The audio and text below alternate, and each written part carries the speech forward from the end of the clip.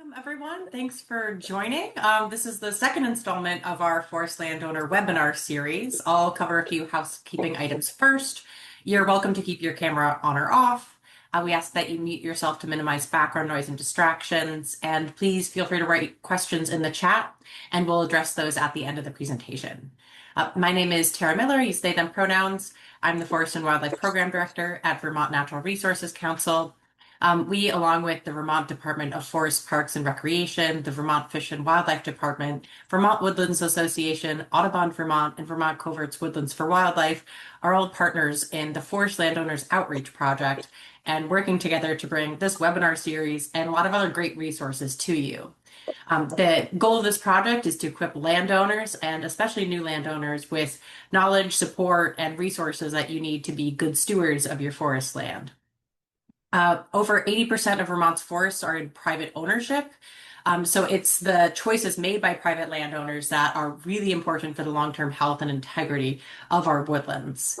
There are a lot of ways for you to steward your land that align with your values and objectives, whether you're interested in enhancing wildlife habitat, managing for recreation or timber, lowering property taxes by enrolling in Vermont's current use program, or learning about permanent land conservation opportunities. There's something here for you. In addition to this webinar series, we have developed a guide to help landowners navigate their stewardship journey. We're really proud to make these free resources available to new and existing landowners and are really excited to be introducing them today. We are also offering direct consultation and technical assistance to 100 landowners as part of this project. And this is all at no cost to you. You can find more details about these opportunities on the website, and links to the website will be dropped in the chat. So a lot of really great information, resources, knowledge that we want to get out to folks so you can be making informed stewardship decisions on your land that really align with your values and goals. Today, we're joined by the primary authors of both the Stewardship Guide and the Stewardship Roadmap, Mike Snyder, Consulting Forester with Greenfire Enterprises, and Jamey Fidel, Vice President and for Audubon Vermont. And so Mike and Jamey, take it away from here. Great. Thanks so much, Tara. And we're going to get going with the slideshow in just a second here. But I thought I would just maybe just add a little bit of background as relatively new to Audubon Vermont as the new director there, but previously worked at Vermont Natural Resources Council for 23 years. And a lot of that work was involved providing technical assistance and working with communities and engaging with landowners around strategies to help maintain our forests in Vermont, think about how we can steward them the best way possible, and provide the resources to communities that offer essentially, choose your own adventure. What are the different tools and strategies that we have in the state for maintaining the viability of forests. There was a guidebook that was put out called Community Strategies for Vermont's Forests and Wildlife, and that was really for municipalities, but it was a very popular publication, and we often got inquiries from landowners to receive copies of that. And so we really thought that it would be valuable to create a landowner guide that was really in the spirit of being written for landowners in particular. And so it's been a wonderful partnership of organizations, and would also like to add Vermont Housing and Conservation Board has been another partner in addition to those that you see on the slide here.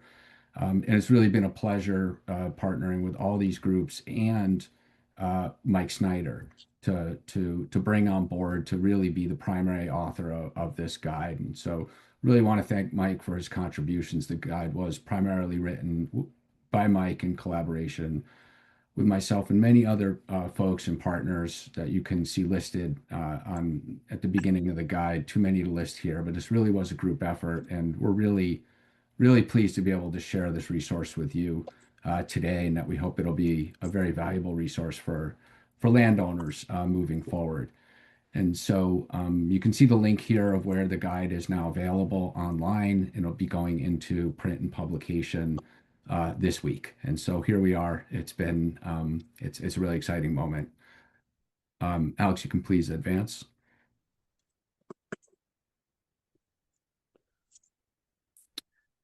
And so here's just an overview of the table of contents. Mike will walk you through the guide.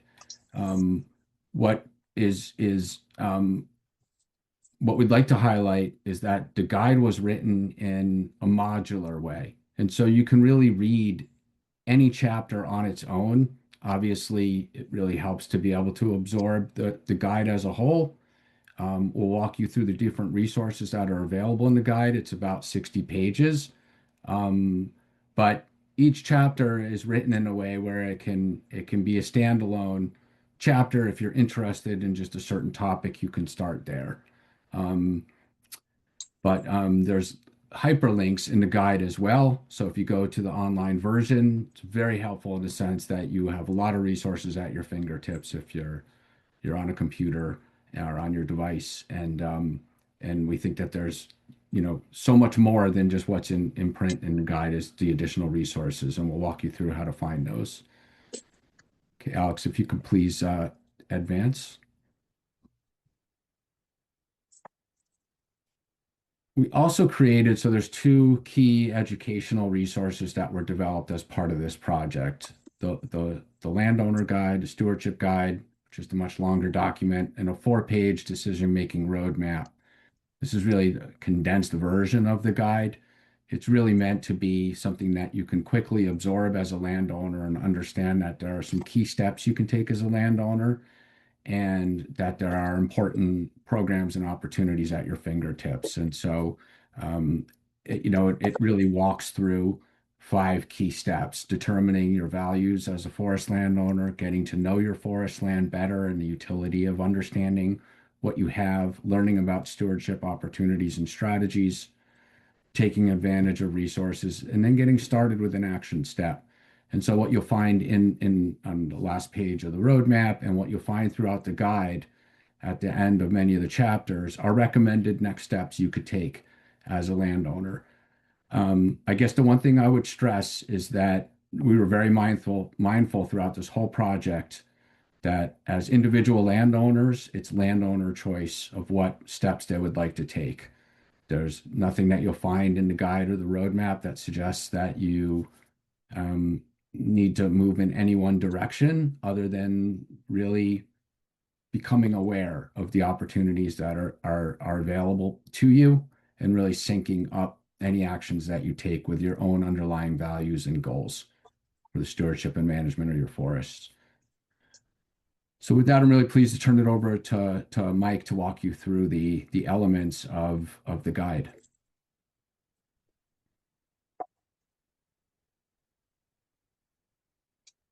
Thank you, Jamie. Pardon me, folks, had to find my mute button there.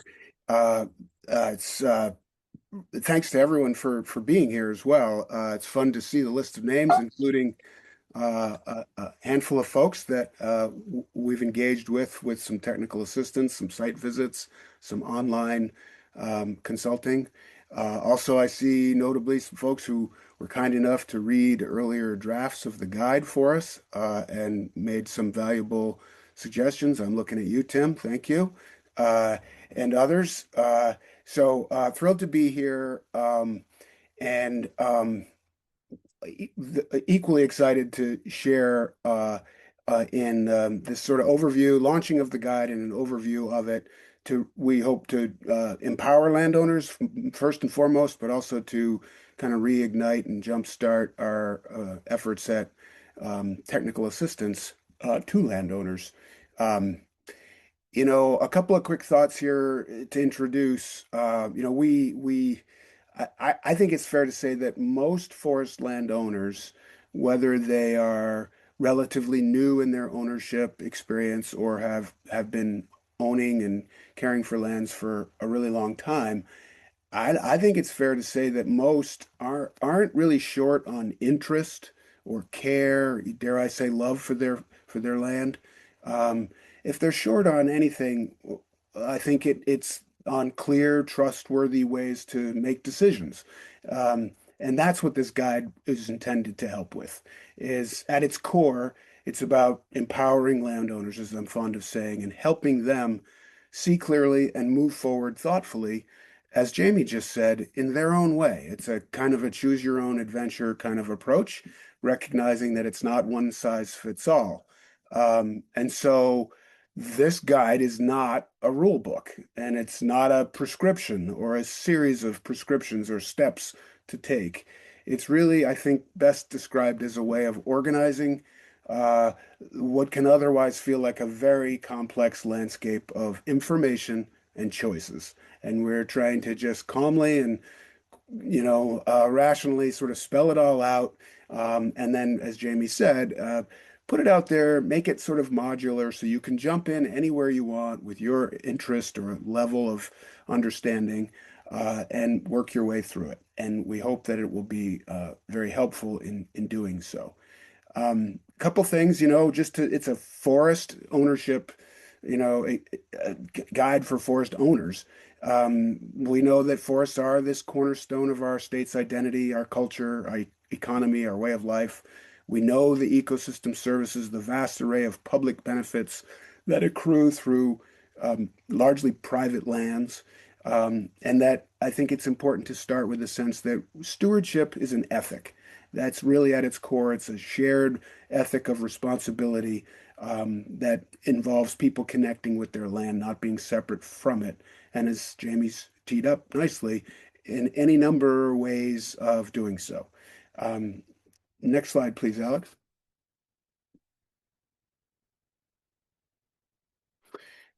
So we start by kind of giving that overview of the importance of Vermont's forest as background.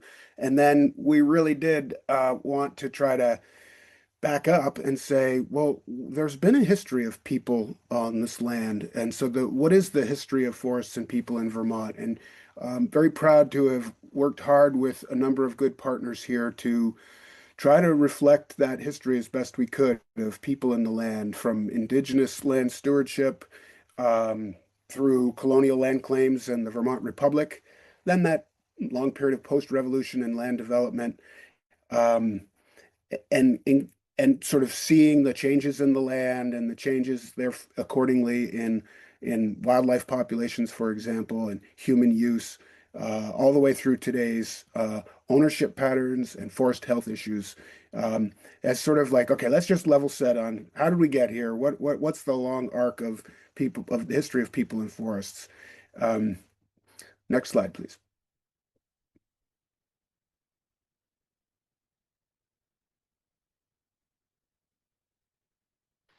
Building from that history and sort of level setting that like we have had a long experience of people on the land, has established the real cornerstone for the guide, which is trying to promote a land ethic of responsibility and inclusion. So it's that sense that our individual parcels are part of a larger interconnected system that are really important to us all. And so that kicks off one of the first tension points is that there's public good from private lands and private property rights. And how do we manage to instill that sense of responsibility in individuals that meets them where they are, but also over the long term continues to provide these massively important public goods. So focusing on individual family and community engagement, building partnerships with local, regional, and statewide organizations, tapping into the vast network of resources, assistance, support that exists in our state, um, and uh, and then through it all, thinking ethically and towards the land and each other, and having a long view that includes an intergenerational consideration for how to keep this going beyond one's own tenure of ownership. Next slide, please. And then, with that as background, kind of an introduction to the importance of Vermont's forests, and congratulating each of you on the power that you hold in your ownership, exploring that history, establishing a baseline expectation of an ethical approach to land. That's all background. And then we get into, okay, given all that, how do you jump in here? And we think very strongly that it's important to begin with getting to know your land.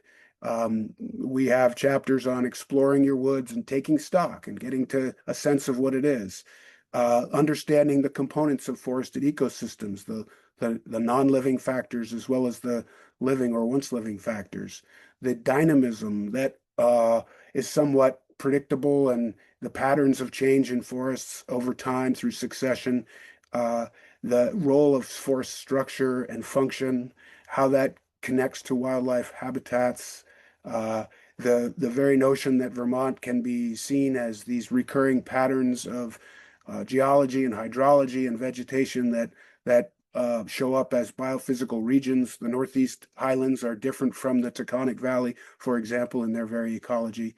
And that's very helpful to see your land in its place on the landscape beyond the parcel boundaries.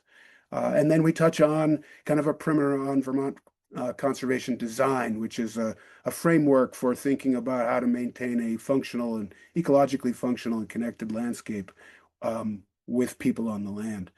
Uh, and so it's very dense in this section because I guess one of the principal authors was very eager to, has seen in my own, I'm talking about me, and in my 40 years here as a forester in Vermont, I've seen the magic that happens when private landowners learn about their land in one way or another, and then they build and build and build, and then they do and do from there, and good things happen. So we spend a lot of time trying to, it's dense, but we tried to make it accessible. Next slide, please.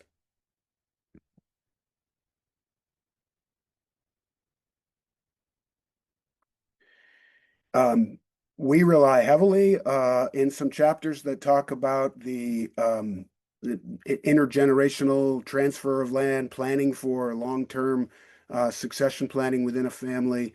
Uh, and we focus on it, and we're very happy to be able to build upon the good work that was done in this publication you see on your screen here for the future of your forests. It's a guide to woodland legacy planning. It's really fantastic, and we rely on it heavily in the guide, link to it, borrow from it. But there's an awful lot here. As you know, we tend to think of, I think folks I have dealt with tend to think of stewardship as what are we doing now? What can I do now? And it's easy to overlook that perhaps one of the most important things you can do is plan for the future of your land, remaining as forested land beyond your tenure of ownership. And this is a really exceptional guide for helping folks think through that, find resources to support your efforts at doing so. Next one, please.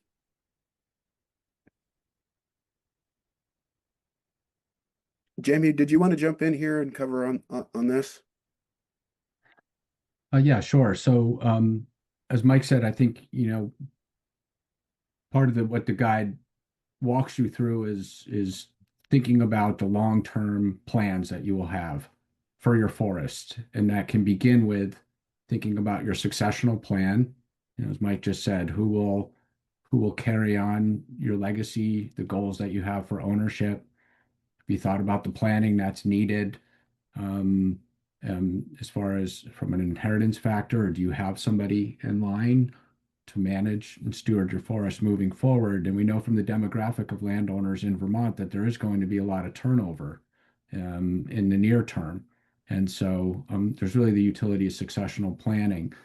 Then there's the utility of thinking about what are the mechanisms that would actually allow you to keep maintain your forest as forest if that's your goal. And obviously, you may have a number of goals for your land. It may include a mix of maintaining your forest. It may include future development. Um, there's a lot of different options that landowners have. For those landowners who are interested in the conservation of their forest land, and for those landowners who are interested in doing it in a durable or a permanent way, then the guide will walk you through the different strategies and partners that you would work with to put a conservation easement on your property, working with a land trust or qualified organization that can then walk you through the different options of whether you're going to, in a voluntary fashion, decide that this is of interest to you, to understand what different benefits may come from actually sterilizing a a certain level of development rights on your property, um, and then managing your property for flexible goals, which could include for recreation or forestry, wildlife management. There's a lot of different compatible goals you could have on your land, and there are different financial incentives that can come with working with a land trust to put an easement on your property. And so the guide walks you through all of those options. And so this would be the more durable route. And then if you could please advance to the next slide. We also recognize in the guide that there are more intermediate steps of conservation, of keeping sort of land in an undeveloped status or maintaining forests as forest. And we walk through the Vermont's current use program, which from an acreage perspective is the largest conservation program in Vermont. Over 2 million acres of forest land are enrolled and considered to be in an undeveloped status. There's different categories of enrollment. By far the largest category is productive forest land. Landowners actively manage their land in accordance with a management plan, work with county foresters and consulting foresters to develop those plans, and benefit from having resources and thinking through that management plan, and then staying enrolled in the program, which significantly reduces property taxes in Vermont. There's also the ability to enroll land as ecologically significant treatment areas within the productive forest land category. Those are areas where they don't necessarily need to be actively managed. They have a particular sensitivity, where there's different management approaches for those lands. And then a newer category called reserve forest land, which is more to manage towards managing your forest for carbon. These can be more of a passive management approach in the forest, but also still actively managing for things like invasive species and water quality maintenance. And then there's other options such as like carbon offset or credit programs, and the guide walks you through a number of different resources that are available if you're interested in entering into with a qualified organization and of an intermediate timeline and agreement to manage in a way that's beneficial for carbon. And so, yeah, the guide just covers a number of both the more the durable and intermediate, the suite of different conservation program options that are available for conservation. And next slide, please. So, Mike, I'm going to turn it back over to you. Okay. Thanks, Jamey. We titled Chapter 6, How Do I Take Care of My Woods? Really, because that's kind of what we hear from landowners. It's a really core question. It's what do I do? How do I take care of it? Even before they want to get something from it or use it in a particular way. There's this abiding sense of that folks do have is like, I just want to make sure it's okay. And so we spend some time here in the guide breaking down common stressors and threats to forest health, really beginning with a definition of forest health, which is really built on the concept of resilience and an ability to kind of bounce back from interruptions for disturbances, et cetera, and having the capability of that resilience is a basic measure of ecological health. So we establish that and then run through the kind of common things that our forests face and are facing more and more, and what they mean, how do I identify them, and what one can do about them. I think I want to pause here and just sort of reinsert this idea that stewardship, beyond being this ethic of responsibility, a shared sense with the land. When we talk about good stewardship, we're not necessarily, I think it's very important to point out that we're not necessarily talking about a single outcome. We're talking about a process. So it's about paying attention. It's about asking good questions, making decisions over time, certainly, and operating within the kind of natural laws with which forests operate. And we'll get to this, but it also includes seeking help and accessing an amazing network of professionals available for assistance. I just wanted to make sure, and understanding forest health problems is a good example of that. Is understanding it is key to knowing what your options are and what you might want to do. And it's also can be very complex, very scientific, a lot of biology.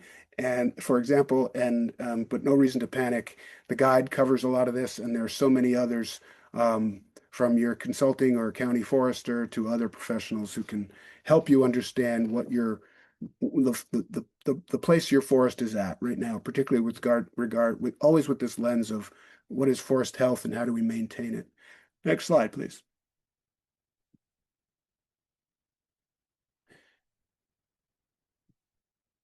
And so from that, kind of getting to know, understanding what's going on, what are this range of stewardship options and actions? Because we do want to empower landowners to go beyond just caring and knowing, but being able to make decisions and take steps that meet their goals.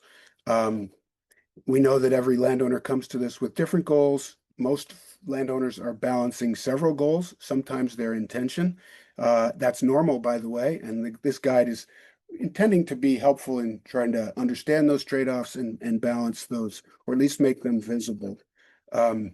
So this section on stewardship actions and options, we spend some time kind of really on just kind of making it known that there's sort of a few broad philosophies, you might say, of forest conservation and stewardship. There's that range from kind of a leave it alone, hands off, very much so, to more sustained yield, kind of what for generations was known as sustained yield, was being careful about how we take things from a forest.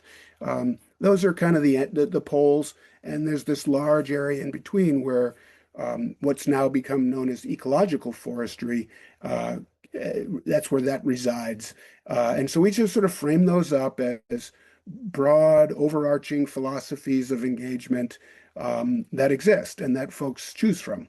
And then within those, you get into more specific strategies that are ranging from kind of protective strategies, dealing with invasive plants, maybe a legacy of poor past management, soil and water conservation strategies, moving towards more active timber management strategies, regulating, trying to manage the quality and growth of wood products in association with many other values.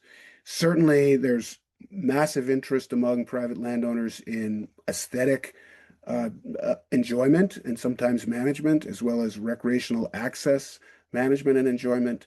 And of course, we try to weave these together and make it known that you don't have to choose one or the other. Many times it's an integrated approach that folks end up using that blend many of these different philosophies and stewardship strategies and actions.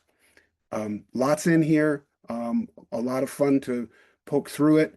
My hope is that in doing so, you'll be moved to, again, choose your own adventure and energized towards activating on it. Next slide, please.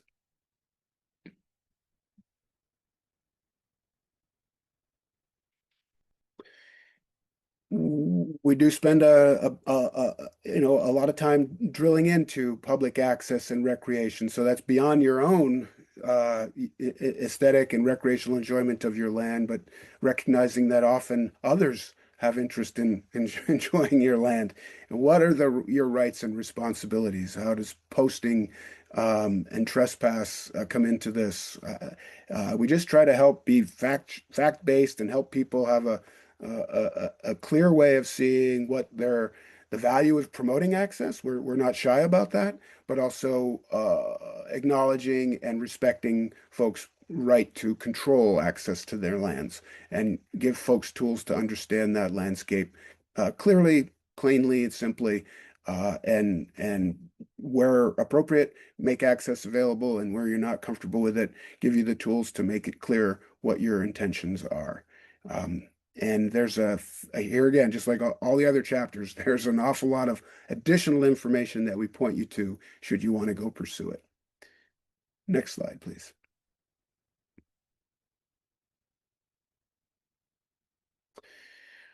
Eventually, we get here to the concept of crafting plans, covering the basics of a forest management plan, why you'd want to have one, a written document that kind of in short, it describes the ecological capabilities of your land. It describes your interests and goals for your land. It lists a series of things you can do, activities that combine those two things, the ecological capability, if you will, of your land and your interest in working with your land one way or another. And that's sort of the management recommendations part of a plan. And then any good plan beyond your goals, a description of the property and its abilities, your interests in it, your action plans. Most plans would also have a map, graphic description of the property. We also cover timber sale and forest management contracts, helping give basic guidance for having an agreement with any professional you work with, which simply keeps everybody safe with expectations, clarity on roles and responsibilities, payments where appropriate, etc. Lots of good resources there, and we just kind of walk you through it and point to those for further um, consultation. Uh, and of course, we're also going to, cover. It's not just timber. There's non-timber, or I'd like to think of as beyond timber forest product opportunities. Classically, here in Vermont, we know about maple sugaring, but there's a range of other um, enterprises that folks engage with, from foraging for wild edibles and medicinals, bee products, growing interest in silvopasture and agroforestry, um, and um, uh, and we touch on all of those in some way to try to just make folks aware of what's possible and put some guidance out there for how to approach it. All of which can then be, reflected in a written plan for your forest stewardship. Next slide.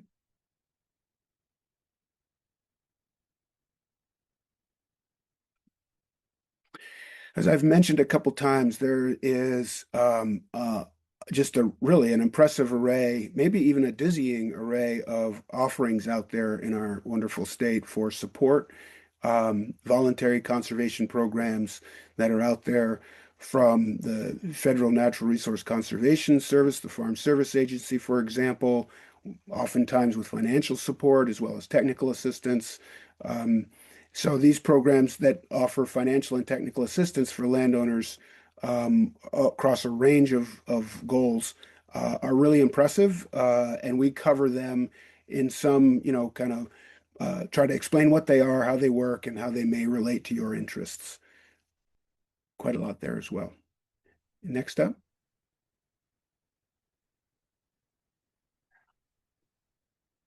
And so we also felt it was important to provide resources section in the guide. And so you'll find that there are three different chapters in Appendix 1, Appendix 2, and Appendix 3.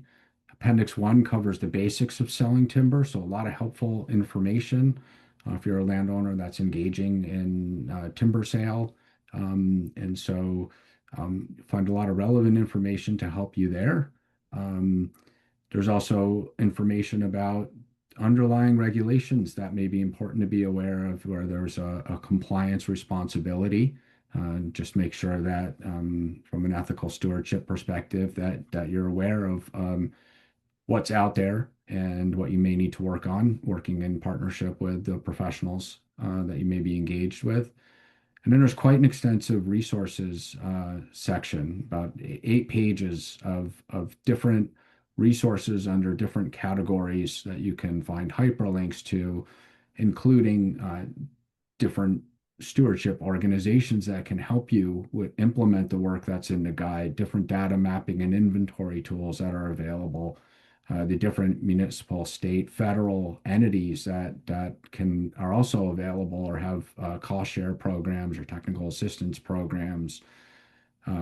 If you're interested in managing your forest from a diversity or thinking about how do I do this in an inclusive way, then there's resources there. And then there's also a wealth of information along these other bulleted topics along all these different aspects of forest stewardship. And so um, that's worth taking a look at, and you'll find beyond a lot of the excellent material in the guide is so many more resources that are available to you. And so, as Mike said, the guide is really trying to synthesize a wealth, a universe of information and boil it down into just some really understandable, user-friendly sort of concepts. And then if you want to do the deeper dive beyond what's in the chapter, use the resources section to do additional research and to understand how different organizations and agencies are providing resources and beneficial information on these particular topics. Next slide, please. And so we did want to underscore the technical assistance opportunity that's available, through this project right now. Primarily, that as part of this project, there is funding available for Mike to be able to help as a natural resource professional, and that is not to take the place of the people that you would traditionally work with, whether that's a forester or a natural resource professional. But it's a complementary opportunity to meet with Mike if you're interested. So I'll turn it over to Mike to talk a little bit more about what he can offer you as a landowner.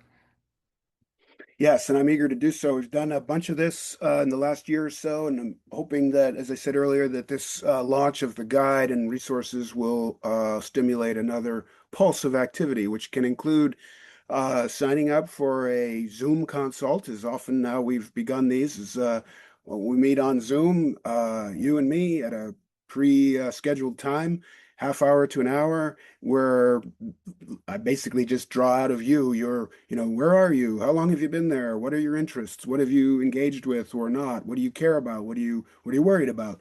And try to answer questions, try to refer, kind of quarterbacking to refer to other professionals who could provide assistance, etc. And I think folks have said they've found those helpful. It's been gratifying to me to help knock down barriers and give people information that they're looking for.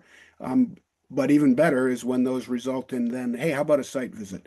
Which then at a separate time, I actually come and meet you on your land to take a walk and look around, see it through your eyes, share what I see through my eyes, and help direct you towards, oh, is it legacy planning, or is it you want to get into the current use program, or geez, you'd like to do some stuff for some habitat enhancement. And I, again, try to help there on the site, and then make follow-up referrals with information, with connections to other professionals, etc.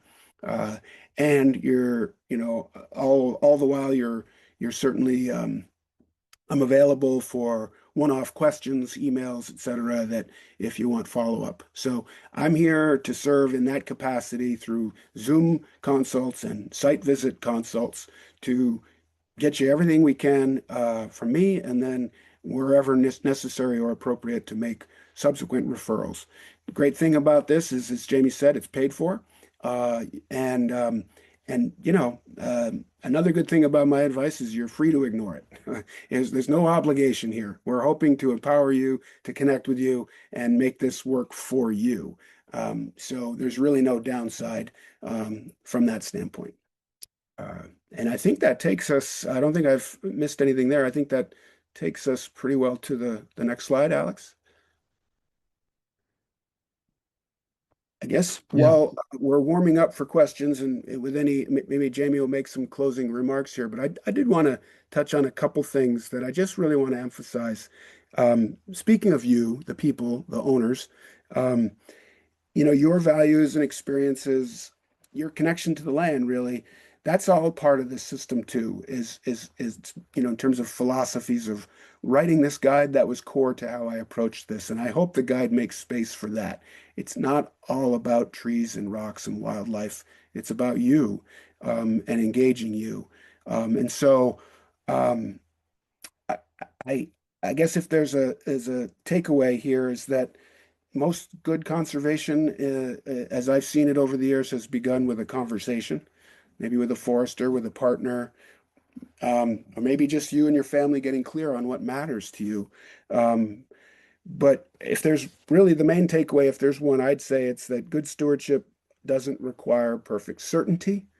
Um, it does require a willingness to engage and ask questions and stick with it over time. That's the most meaningful bit I can offer, and I hope that the guide will be this handy and trusty resource to accompany you as you stick with it over time. That's great, Mike. And I would just quickly, add that there's some other elements of the guide that we didn't share, but that I think you can find helpful. So, for example, we have some landowner case studies on what certain landowners have done as part of their strategy of forest stewardship. And Tim Stout's here; he's profiled as along with a number of other landowners. So that's another useful part of the guide. And then just want to recognize that Kate Forer is here with Vermont Woodlands Association, who was one of our critical partners in this project, in addition to the other partners that Tara mentioned in the beginning. So, um, yeah, just want to underscore that this has been a really collaborative effort, and hope you'll find the resource helpful. I think I'm going to turn it over. Tara, do you have any closing thoughts before we go to questions? I think we're mostly waiting to see if folks have questions. So I'm looking through the chat and didn't see any questions jumping out yet, but this is a great time if folks listening to the presentation, if you had any questions, anything wasn't clear to you, or you just have these great resources here. You get to ask Mike and Jamey whatever your questions are, whatever has been on your mind in terms of land stewardship. So we're happy to hang around and see if folks have any questions here. Okay, there's a question. Is 15 acres too small?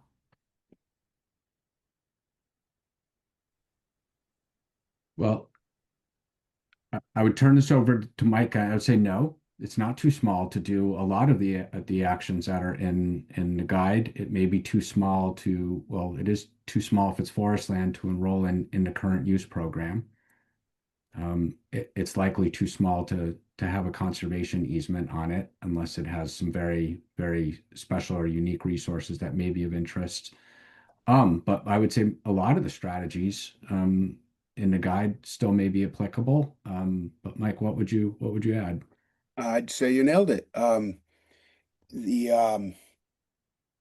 In fact, so it's not too small for engagement.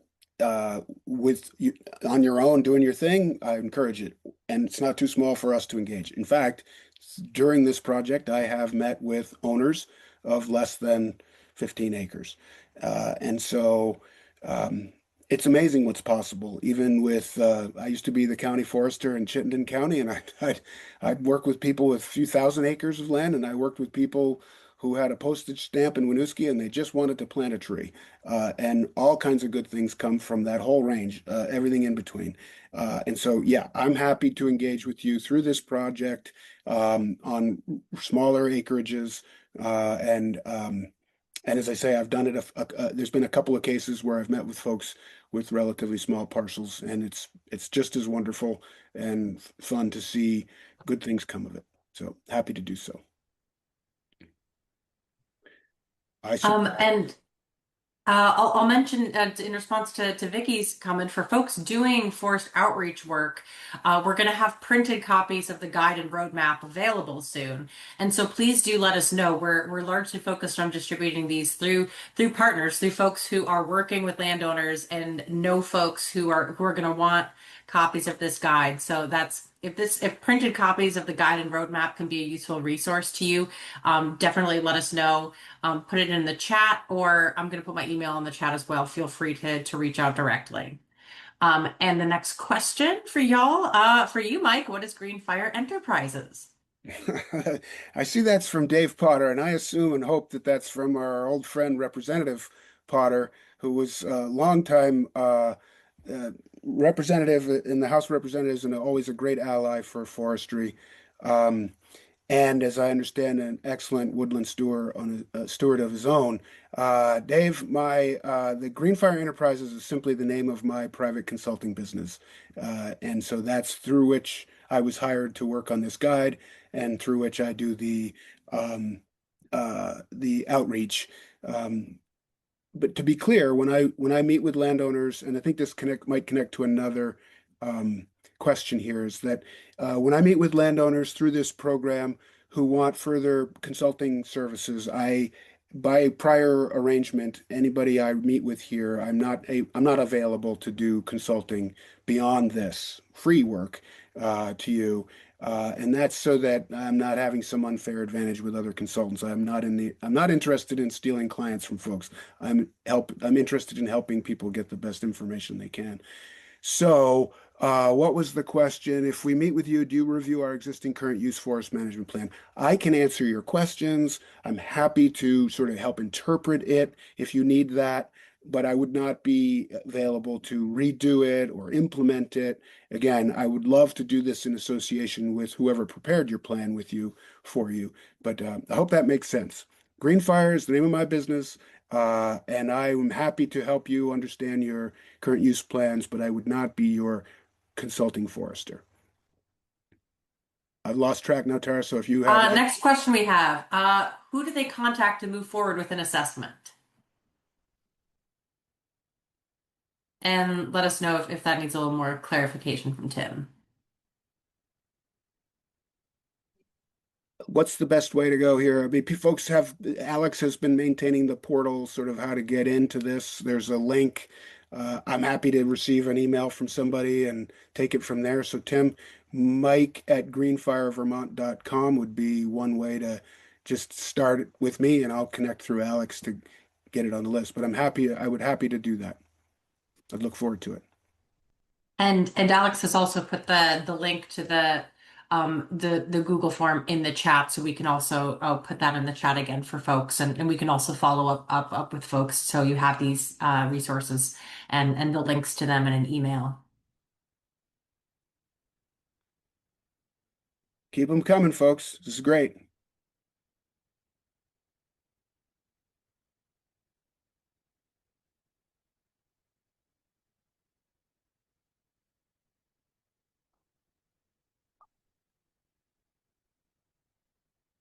There's the Google form. Good. Anything else? Anyone have examples of stewardship decisions they've made on their land? What you're currently doing? Anyone want to share a story?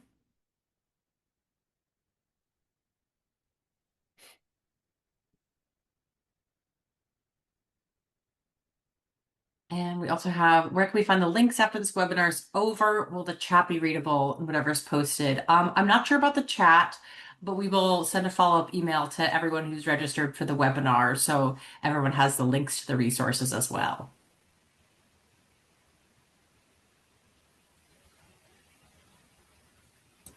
Tara, will the next, there's some more webinars coming up. Are the next topics available yet online for folks? Or are they coming Yes, soon? the next topics are posted. So at that same website, the vnrc.org/forest landowners, you can find the guide, the roadmap, and also information about the upcoming webinars.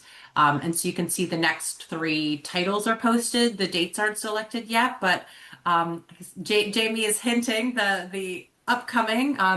So if you're interested in more of that legacy planning, the next webinar will be Leaving a Forest Legacy Succession Planning for your parcel.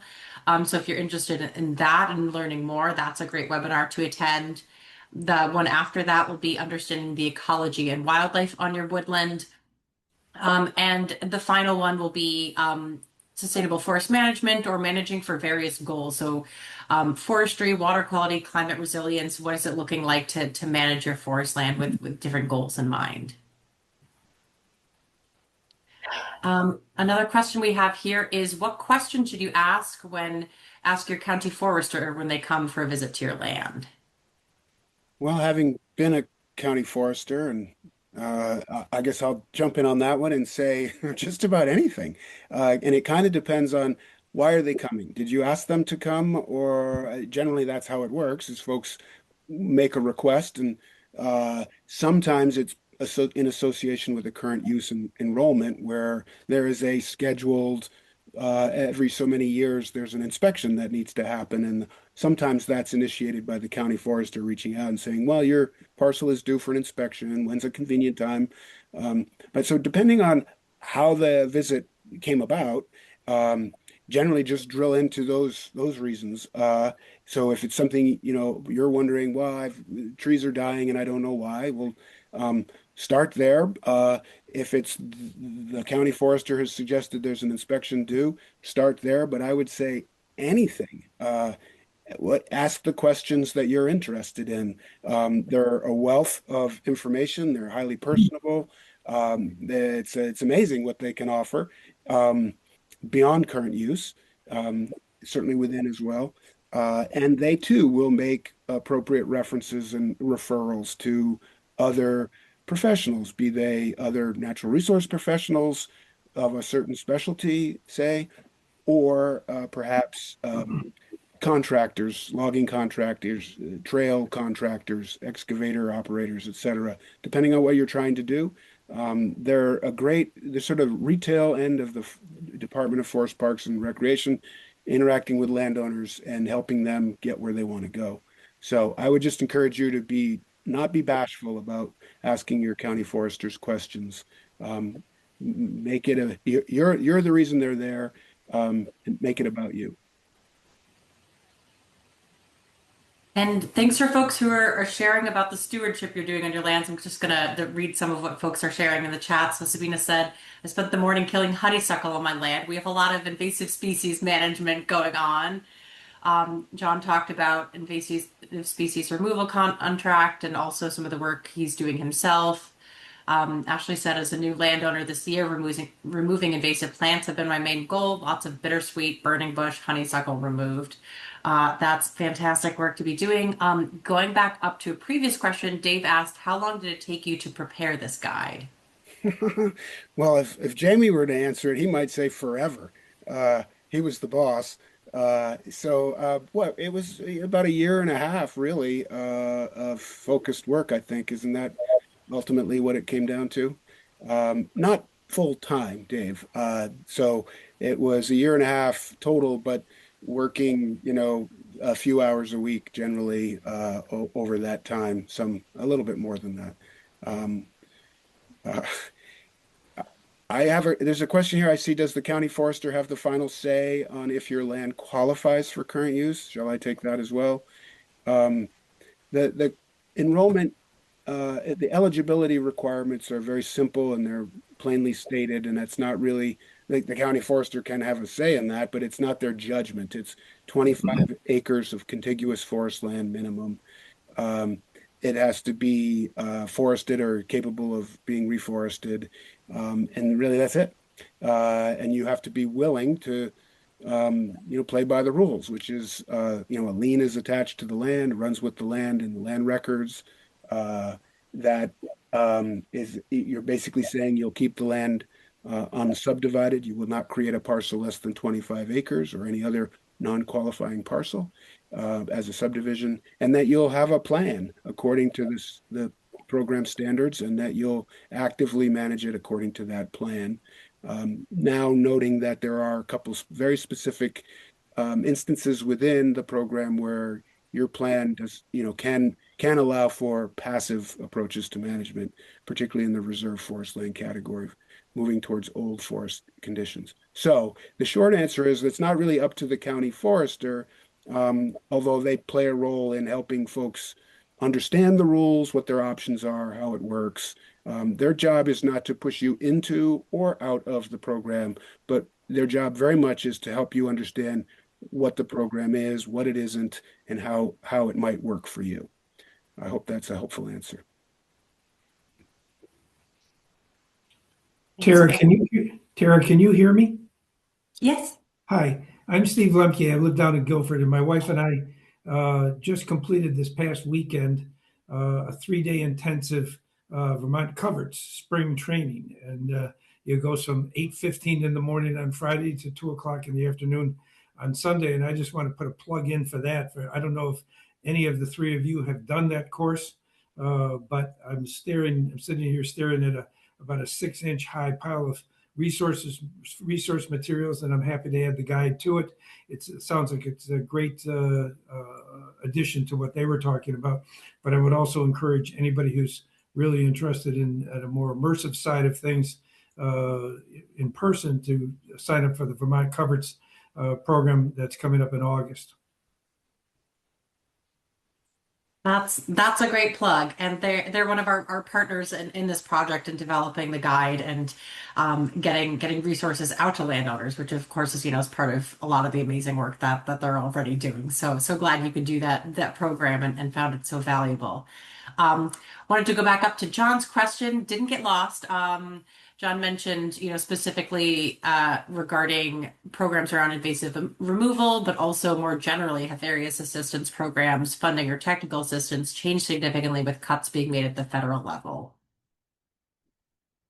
I can't speak to that with any new knowledge. I'm getting the similar kind of word on the street, but I've not seen it officially corroborated or explained. But I think we're all in a state of it's kind of chaotic and uncertain at best, and very much paying attention to see where things are going to land. Jamey, do you happen to know any further on that? I'm sorry, John, I can't shed any new light.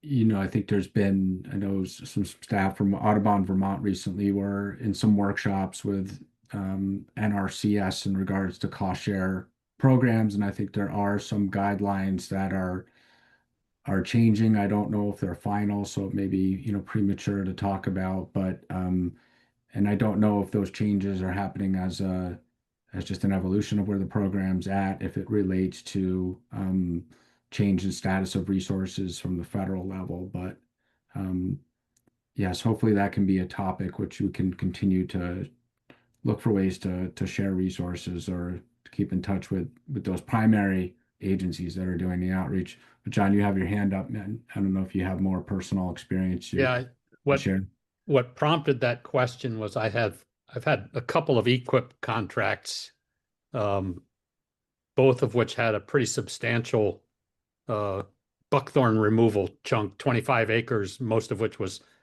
heavily infested, and the second one was another 25 acres. That second one also did crop and mass tree release, and as somebody from Fish and Wildlife came to do the completion on the crop and mass tree, I asked him about, what are the programs looking like for the future, and he mentioned that it's good you got your invasives in when you did. At the time I applied, they were paying for roughly 3/4 of the cost of the treatments that were done on that land. And I don't remember the exact percentage he said, but I think he said they're being cut to like 1/3 or 1/4 of what the reimbursement rate used to be for invasive treatment, which, changes it from, hey, this is a great way for me to afford it, to, hey, I've got to come up with a boatload of money if I don't have the time and resources to do all the work myself. So and hearing that made me wonder, okay, what else has changed? It also seemed very short-sighted to me that, if you're still going to pay for like a patch clearing or something like that, wouldn't it make sense to handle the invasives before you did that? And nobody's going to be doing that. They're going to be opening up their forest because that's what they can get payment for, and and just causing an explosion of invasives. And I just, hearing that one bit of information made me wonder how widespread the changes are and what we're likely to be seeing. But